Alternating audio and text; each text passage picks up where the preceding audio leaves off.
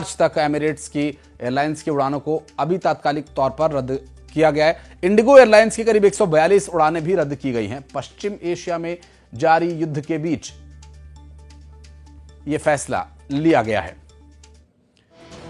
और इस बीच एक और बड़ी खबर आपको बता दें, जिसमें जानकारी मिल रही है ईरान की सेना की अमेरिका को बड़ी धमकी। अमेरिका को अंजाम भुगतने की धमकी ईरानी सेना की तरफ से दी गई है और ईरान की धमकी पर राष्ट्रपति ट्रंप ने पलटवार किया है। ईरान पर जोरदार हमला आज ही होगा और ऐसा हमला जो पहले कभी नहीं हुआ। इस पूरे मामले में अब आगे क्या परिस्थितियां बनती हैं देखने की बात होगी। फिलहाल जो ताज़ा जानकारी सामने आ रही है, अमेरिका के खिलाफ अब युद्ध में इराक भी उतर आया है।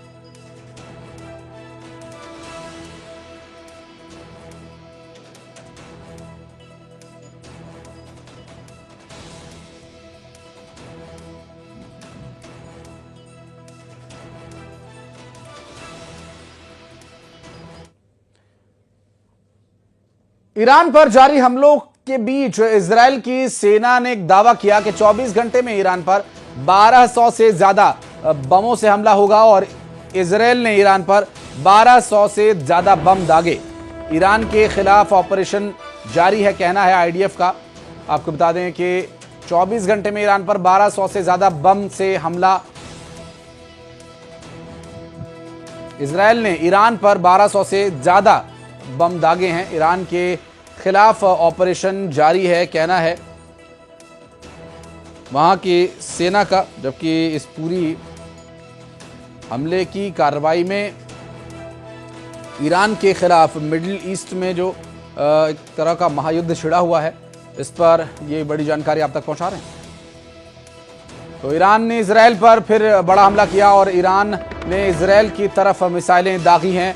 मिल रही जानकारी के अनुसार जो हमला अब तक ख़त्म हो सकता था, अब वो और भड़का है, क्योंकि जिस तरह अयतुल्लाह अली खामेनेई की मौत की बात सामने आई है, उसके बाद से परिस्थितियां और भी ज़्यादा ख़तरनाक बनती जा रही हैं। ईरान ने इजरायल की तरफ मिसाइलें दागी हैं।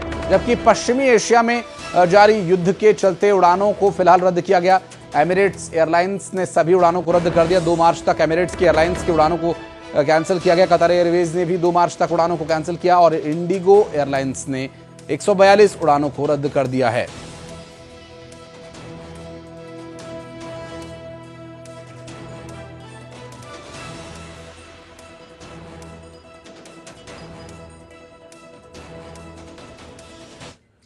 और पश्चिमी एशिया में इस वक्त जो महायुद्ध की लहर उठी, उसका अंजाम क्या होगा ये तो वक्त तय करेगा। लेकिन अब आपको वो कहानी दिखाते हैं कि आखिर कैसे अमेरिका और इजरायल ने जॉइंट ऑपरेशन में ईरान के सुप्रीम लीडर को मौत की नींद सुला दिया।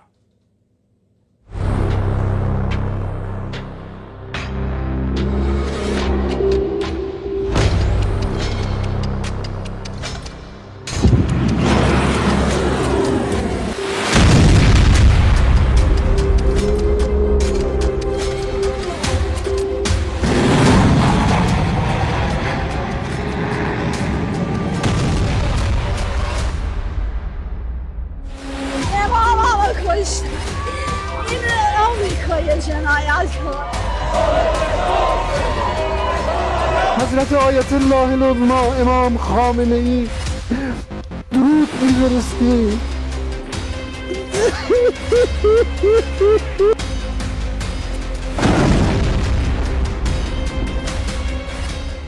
कैसे मारे गए ईरान के सुप्रीम लीडर।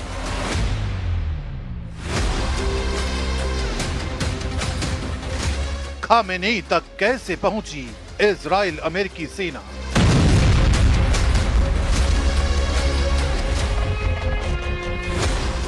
किसने की ईरान के सुप्रीम लीडर से गद्दारी।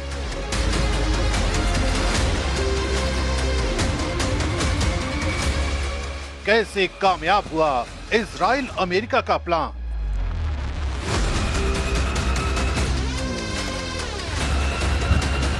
Thank you, Dom. Thank you. Iran इस वक्त बदले की आग में धधक रहा है।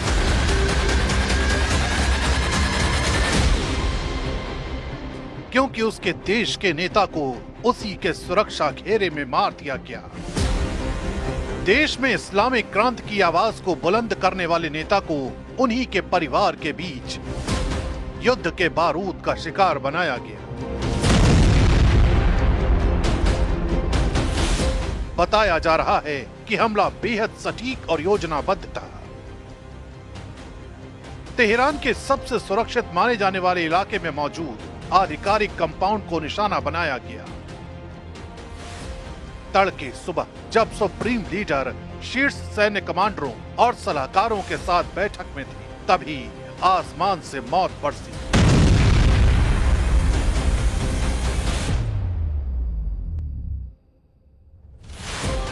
कुछ ही मिनटों में सुरक्षा कवच ध्वस्त हो गया। यह सिर्फ एक एयर स्ट्राइक नहीं थी, बल्कि नेतृत्व को एक झटके में खत्म कर देने की रणनीति थी। अब पूरा ईरान सवाल पूछ रहा है, सुरक्षा में सेंध कैसे लगी और दुश्मन को अंदर की खबर किसने दी?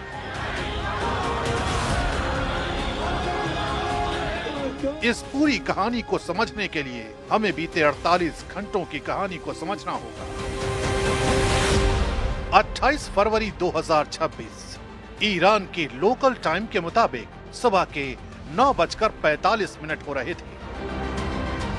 अमेरिका के ऑपरेशन एपिक फ्यूरी और इजराइल के ऑपरेशन रोरिंग लॉयन के तहत पहला जॉइंट अटैक ऑपरेशन शुरू किया गया। टॉमाहॉक मिसाइलें, ड्रोन और फाइटर जेट्स ने एक साथ तेहरान, इस्फहान, कोम, कराज और केरमान शाह में 500 से ज्यादा ठिकानों को निशाना बनाया।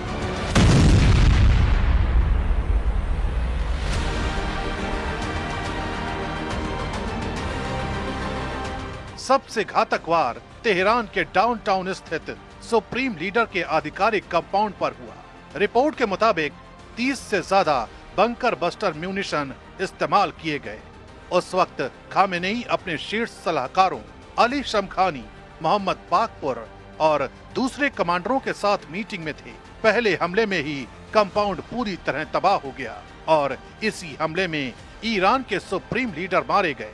यानी महायुद्ध के पहले घंटे में ईरान के सुप्रीम लीडर को मौत की नींद सुला दिया गया। अल्लाहु अकबर, अल्लाहु अकबर, अल्लाहु अकबर। इसी के साथ ईरान की हवाओं में कई सवाल तैरने लगे। किसने सुप्रीम लीडर के साथ गद्दारी की? किसने उनकी सही लोकेशन का पता बताया? आखिर इतनी आसानी से खामेनेई को कैसे टारगेट किया गया?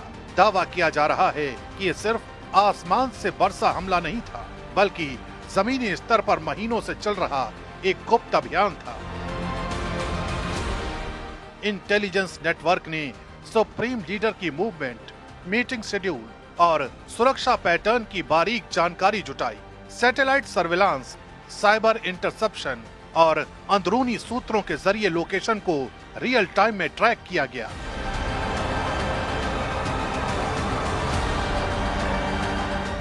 कहा जा रहा है कि हमले से ठीक पहले इलेक्ट्रॉनिक जैमिंग के जरिए कम्युनिकेशन सिस्टम को बाधित किया गया ताकि रिएक्शन में देरी हो।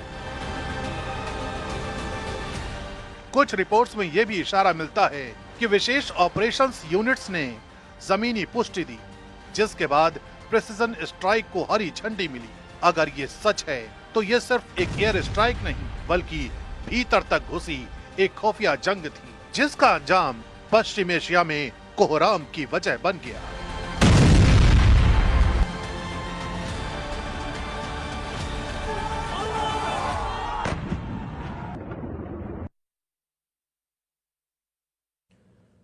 और अब बात क्रिकेट की। T20 क्रिकेट वर्ल्ड कप का आखिरी सुपर 8 का मैच। ये सुपर